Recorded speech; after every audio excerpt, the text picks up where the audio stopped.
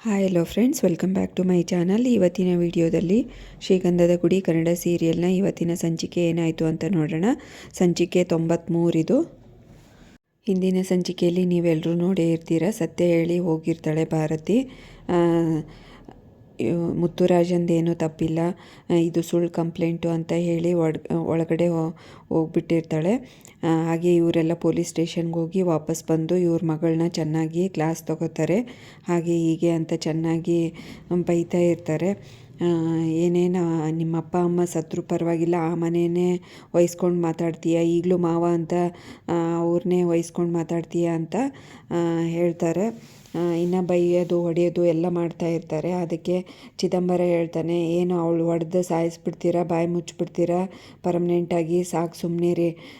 ಏನೋ ಇವಾಗ ಗಂಡಿನ ಕಡೆಯವ್ರು ಬರೋ ಹೊತ್ತಾಯಿತು, ಏನೋ ನಮ್ಮದು ದೇವ್ರ ದಯದಿಂದ ಇಷ್ಟು ಹೋಗಿ ಬರೋ ಅಷ್ಟಲ್ಲಿಗೆ ಇನ್ನೂ ಬಂದಿಲ್ಲ, ಈಗ ಬರ್ತಾರೆ ಎಲ್ಲರೂ, ರೆಡಿಯಾಗಿ ಹೋಗಿ ಅಂತ ಹೇಳಿ ಅವರಿಬ್ಬರನ್ನ ಕಳಿಸ್ತಾರೆ, ಭಾರತಿಯವ್ರ ಅಪ್ಪ ಅಮ್ಮನ. ಆಯ್ತು ಹೋಗಮ್ಮ, ನೀನು ಒಳಗಡೆ ಹೋಗಿ ಸ್ವಲ್ಪ ರೆಸ್ಟ್ ಮಾಡಿ ರೆಡಿಯಾಗಿ ಹೋಗಮ್ಮ ಅಂತ ಭಾರತಿನ ಕಳಿಸ್ತಾರೆ ಚಿದಂಬರ ಅವರು. ಇವಳಿಗೆ ಈ ಮದುವೆ ಇಷ್ಟ ಇಲ್ಲದೆ ಇರೋ ಕಾರಣ ಹೀಗೆ ಅಳ್ತಾ ಇರ್ತಾಳೆ. ಕಂಟಿ ಗ್ಯಾರೇಜಲ್ಲಿ ಕೆಲಸ ಮಾಡ್ತಾ ಇರ್ತಾನೆ. ಇದು ಯಾವುದೋ ಓಲ್ಡ್ ಕೊಟ್ಬಿಟ್ಟಿದ್ದಾರೆ ಬೈಕು, ಇದೇನು ಸರಿ ಹೋಗ್ತಾ ಇಲ್ಲ ಅಂತ ಬೈತಾ ಇರ್ತಾನೆ. ಆವಾಗ ಅವನು ಗಿಲ್ಲಿ ಹೇಳ್ತಾನೆ, ಆಯಿತು ಬಿಡೋಣ, ಇವತ್ತು ನೀನು ಟೆನ್ಷನಲ್ಲಿ ಇದೆಯಾ, ನಾಳೆ ಮಾಡ್ಕೋವಂತೆ ಬಿಡು ಅಂತ ಅಂದಾಗ ಅಷ್ಟರೊಳಗೆ ಒಬ್ಬರು ಕಸ್ಟಮರ್ ಬರ್ತಾರೆ. ಅವರು ತುಂಬ ದೊಡ್ಡ ಫೇಮಸ್ ಲಾಯರ್ ಆಗಿರ್ತಾರೆ. ಯಾವಾಗಲೂ ಬೈಕ್ನ ಇವ್ರ ಹತ್ರನೇ ಕೊಡ್ತಾ ಇರ್ತಾರೆ. ಕಂಟಿ ಇದನ್ನು ಸರಿ ಮಾಡಿಬಿಡಪ್ಪ, ಎಷ್ಟಾಯಿತು ಅಂತ ಹೇಳು ಅಂತ ಅಂದಾಗ, ಸರ್ ನಿಮಗೆಲ್ಲ ನಾನು ಚಾರ್ಜ್ ಮಾಡೋಕ್ಕಾಗುತ್ತಾ, ಏನು ಬೇಡ ಬಿಡಿ ಸರ್ ಅಂತ ಹೇಳ್ತಾನೆ. ಗಿಲ್ಲಿ ಚೇರ್ ತೊಗೊಂಬೋಗು ಕುತ್ಕೋತಾರೆ ಲಾಯರು ಅಂತ ಅಂದಾಗ, ಬೇಡ ಬಿಡಪ್ಪ ಅರ್ಜೆಂಟಲ್ಲಿ ಇದ್ದೀನಿ ಹೋಗ್ತೀನಿ ಅಂತ ಅಂದಾಗ ಗಿಲ್ಲಿ ಹೇಳ್ತಾನೆ, ಸರ್ ನಮ್ಮದು ಏನಾರು ಕೋರ್ಟ್ ಕಚೇರಿ ಇದ್ದರೆ ನೀವೇ ನಡೆಸ್ಕೊಡುವಂತೆ ಬಿಡಿ, ಇವಾಗ ಬೈಕ್ ರಿಪೇರಿ ಚಾರ್ಜ್ ಏನು ಕೊಡೋದು ಬೇಡ ಸರ್ ಅಂತ ಅಂದಾಗ, ಅದಕ್ಕೆ ಪ್ರಸಂಗತನ ಮಾತಾಡಬೇಡ ಹೋಗೋ ಗಿಲ್ಲಿ ಅಂತ ಬೈತಾನೆ ಕಂಟಿ. ಲಾಯರ್ ಕೇಳ್ತಾರೆ, ಏನು ಕಂಟಿ, ಏನಾದರೂ ಕೋರ್ಟ್ ಕಚೇರಿಯಲ್ಲಿ ಸಿಕ್ಕಾಕೊಂಡಿದೆಯಾ ಹೇಗೆ ಅಂತ ಅಂದಾಗ, ಇಲ್ಲ ಸರ್ ಏನೂ ಇಲ್ಲ, ಏನೂ ಪ್ರಾಬ್ಲಮ್ ಇಲ್ಲ ಸರ್, ಎಲ್ಲ ಸರಿ ಹೋಯಿತು, ಆರಾಮಿದ್ದೀವಿ, ಏನೂ ಸದ್ಯಕ್ಕೆ ಪ್ರಾಬ್ಲಮ್ ಇಲ್ಲ ಅಂತ ಹೇಳ್ತಾನೆ. ಆಯ್ತಪ್ಪ ಹೋಗಿ ಬರ್ತೀನಿ ಅಂತ ಹೇಳ್ತಾರೆ.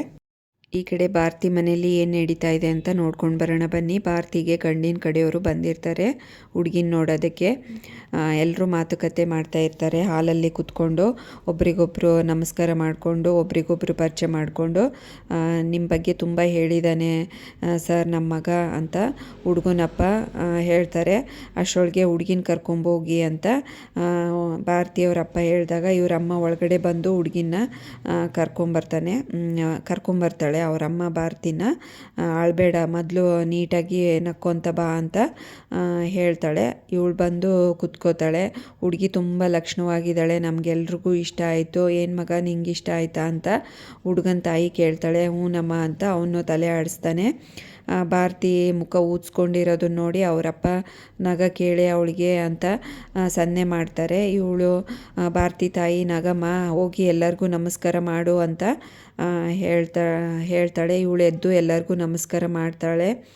ಇನ್ನು ಹುಡುಗಿ ಓದಬೇಕು ಅಂತ ಇದ್ಲು, ಬಟ್ ನಾವೇ ಯಾಕೆ ಇಷ್ಟೊಂದು ಆಸ್ತಿ ಇರಬೇಕಾದ್ರೆ ನಾವು ಯಾಕೆ ಇವಳಿಗೆ ಓದಿಸಿ ದುಡಿಯೋಕ್ಕೆ ಕಳಿಸ್ಬೇಕು, ಅದಕ್ಕೆ ಮದುವೆ ಮಾಡಿಬಿಡೋಣ, ಹುಡುಗ ಬೇರೆ ಒಳ್ಳೆಯವನು ಅಂತ ಅಂದ್ಕೊಳ್ತಾ ಇದ್ವಿ ಅಂತ ಭಾರತಿಯವರಪ್ಪ ಹೇಳ್ತಾರೆ. ಆಯ್ತಾಯಿತು, ನಮಗೆ ತುಂಬ ಇಷ್ಟ ಆಯಿತು, ಇಷ್ಟ ಆಗಿದ್ದಾಳೆ ಹುಡುಗಿ, ಇನ್ನೇನು ನನ್ನ ಮಗಗೂ ರಜೆ ಇಲ್ವಲ್ಲ, ಬೇಗ ವಾಲ್ಗ ಊದಿಸ್ಬಿಡೋಣ ಅಂತ ಎಲ್ಲರೂ ಮಾತಾಡ್ಕೋತಾರೆ. ಒಬ್ರಿಗೊಬ್ರು ತಾಂಬೂಲನ ಎಕ್ಸ್ಚೇಂಜ್ ಮಾಡ್ಕೋತಾರೆ. ಇವಳಿಗಂತೂ ಒಂಚೂರು ಇಷ್ಟನೇ ಇರೋದಿಲ್ಲ, ಏನು ಮಾಡೋಕ್ಕಾಗಲ್ಲ, ಮುಖ ಊದಿಸ್ಕೊಂಡು ಸಿಟ್ಟಾಗಿ ಒಂಥರ ಅಳು ಮುಖ ಹಿಡ್ಕೊಂಡು ಬೇಜಾರಲ್ಲಿ ಇರ್ತಾಳೆ ಭಾರತಿ. ಎಲ್ಲರೂ ಖುಷಿಯಾಗಿರ್ತಾರೆ. ಈ ಕಡೆ ಹರಿ ಮನೆಯಲ್ಲಿ ಏನು ನಡೀತಾ ಇದೆ ಅಂತ ನೋಡ್ಕೊಂಡು ಬರೋಣ ಬನ್ನಿ. ನೈಟ್ ಆಗಿಬಿಟ್ಟಿರುತ್ತೆ. ಚಂದನ ಮತ್ತು ಹರಿ ಒಂದು ಹೋಟೆಲ್ಗೆ ಬರ್ತಾರೆ. ಅವ್ರು ಅದಕ್ಕೆ ಸಿಗ್ತಾರೆ. ಒಬ್ರಿಗೊಬ್ಬರು ತಬ್ಕೊಂಡು ಖುಷಿಯಾಗ್ತಾರೆ. ಹರಿ ಹೊರಗಡೆ ಇರ್ತೀನಿ, ನೀವು ಮಾತಾಡ್ಕೊಂಬರ್ರಿ ಅಂತ ಹೇಳ್ತಾನೆ. ಈ ಕಡೆ ಇಬ್ಬರು ಮಾತಾಡ್ತಾರೆ. ನನ್ನ ಫ್ರೆಂಡ್ ಮದುವೆ ಇರೋದ್ರಿಂದ ನಿನ್ನನ್ನು ಮೀಟ್ ಮಾಡೋಕ್ಕಾಯ್ತು, ಇಲ್ಲಾಂದರೆ ನಿಮ್ಮ ಅಣ್ಣ ಕಳಿಸ್ತಾನೇ ಇರಲಿಲ್ಲ ಅಂತ ಅದಕ್ಕೆ ದಿವ್ಯಾ ಹೇಳ್ತಾಳೆ. ಆಯಿತು ಕಾಫಿ ಕುಡಿಯೋಣ ಅಂತ ಕಾಫಿ ಆರ್ಡ್ರ್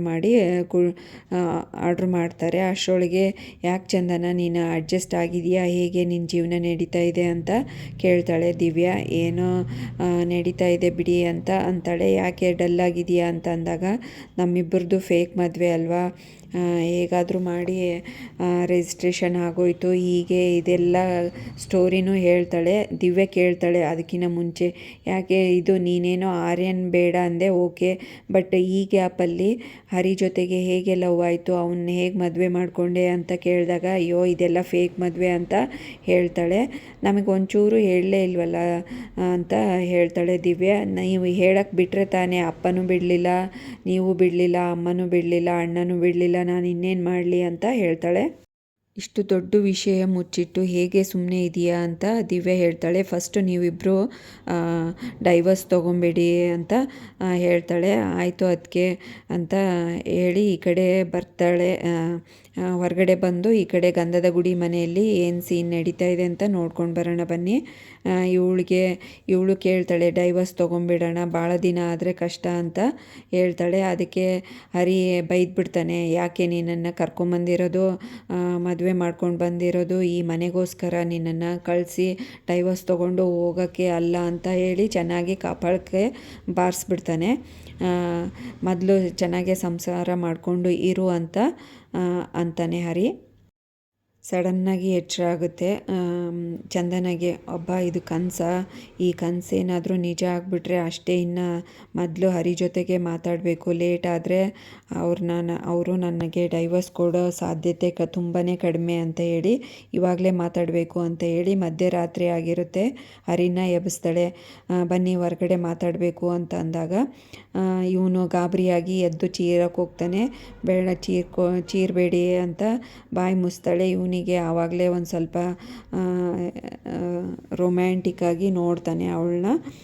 ಬನ್ನಿ ಹೊರಗಡೆ ಮಾತಾಡಬೇಕು ಅಂತ ಅಂದಾಗ, ರೂಮಲ್ಲೇ ಮಾತಾಡ್ಬೋದಲ್ಲ ಅಂತ ಅಂದರೆ, ಬೇಡ ಹೊರಗಡೆ ಮಾತಾಡೋಣ ಬನ್ನಿ ಅಂತ ಕರ್ಕೊಂಡು ಹೋಗ್ತಾಳೆ. ಇಲ್ಲಿ ಹೊರಗಡೆ ಇವನು ಖುಷಿಯಾಗಿ, ಇನ್ನೇನು ಮೇಡಮ್ ನನ್ನನ್ನು ಒಪ್ಕೊಂಡೇ ಬಿಟ್ಟರು, ಇನ್ನೇನು ನಾವಿಬ್ಬರು ಸಂಸಾರ ಮಾಡಿಕೊಂಡು ಇದೇ ಮನೆಯಲ್ಲಿ ಚೆನ್ನಾಗಿರ್ತೀವಿ ಅಂತ ಕನಸು ಕಾಣ್ತಾ ಇರ್ತಾನೆ.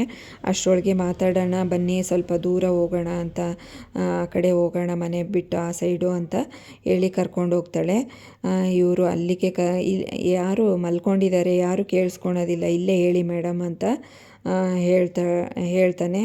ಬೇಡ ಅಲ್ಲಿ ಹೋಗಿ ಮಾತಾಡ್ಕೊಂಡು ಬರೋಣ ಬನ್ನಿ ಅಂತ ಹೇಳಿ ಕರ್ಕೊಂಡು ಹೋಗ್ತಾಳೆ. ಆವಾಗ ಹೇಳ್ತಾಳೆ, ನಾವಿಬ್ಬರು ಡೈವರ್ಸ್ ತೊಗೊಂಬಿಡೋಣ ಅಂತ ಹೇಳಿದಾಗ ಹರಿಗಂತೂ ತುಂಬ ಶಾಕ್ ಆಗಿಬಿಡುತ್ತೆ. ಏನು ನಾನು ಸಂಸಾರ ಮಾಡೋಕ್ಕೆ ಕರೀತಾರೆ ಅಂದರೆ ಡೈವರ್ಸ್ ತೊಗೊಳೋಣ ಅಂತ ಹೇಳ್ತಾರಲ್ಲಪ್ಪ ಇವರು ಅಂತ ತುಂಬ ಗಾಬರಿಯಾಗಿ ತುಂಬ ಬೇಜಾರಲ್ಲಿರ್ತಾನೆ. ಅಲ್ಲಿಗೆ ಈ ಸಂಚಿಕೆಯನ್ನು ಮುಕ್ತಾಯಗೊಳಿಸ್ತಾರೆ. ನೆಕ್ಸ್ಟ್ ಸಂಚಿಕೆಯಲ್ಲಿ ಏನಾಯಿತು ಅಂತ ಕಾದು ನೋಡೋಣ. ಅಲ್ಲಿವರೆಗೂ ಈ ವಿಡಿಯೋ ನೋಡಿದ್ದಕ್ಕೆ ಎಲ್ರಿಗೂ ಥ್ಯಾಂಕ್ಸ್. ಹಾಗೆ ಈ ವಿಡಿಯೋ ಇಷ್ಟ ಆದರೆ ಲೈಕ್ ಮಾಡಿ, ಶೇರ್ ಮಾಡಿ, ಕಮೆಂಟ್ ಮಾಡಿ, ಹಾಗೆ ಚಾನಲ್ನ ಸಬ್ಸ್ಕ್ರೈಬ್ ಮಾಡ್ಕೊಳ್ಳಿ. Thanks for watching this video.